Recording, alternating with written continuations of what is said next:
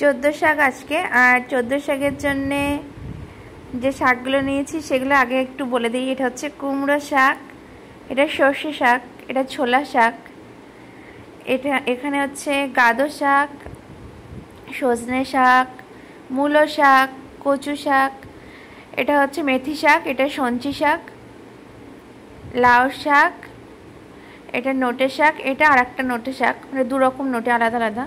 এটা হচ্ছে লাল শাক আর এটা কলমি শাক।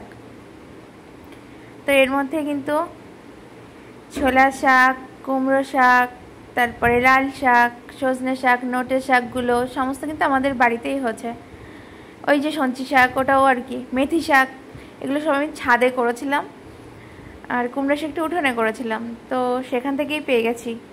মানে এবার চোদ্দো শাক কিনতেই হয়নি। আর ওই মূলো শাক, লাউ শাকটা আমি সামনে একটা সবজি বাগান আছে সেখান থেকে নিয়েছি। কচু শাকটাও আমার বাড়িতে হচ্ছে, সর্ষে শাক সমস্ত আমার বাড়িতে হচ্ছে।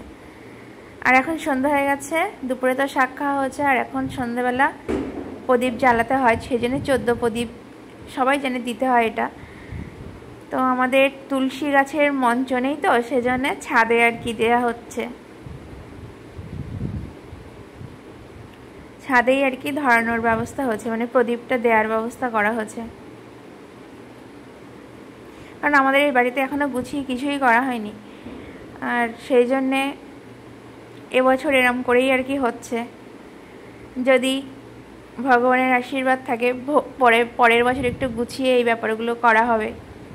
তো বামদাদা একটু দিল, আমি একটু দিলাম, মানে ধরালাম প্রদীপ।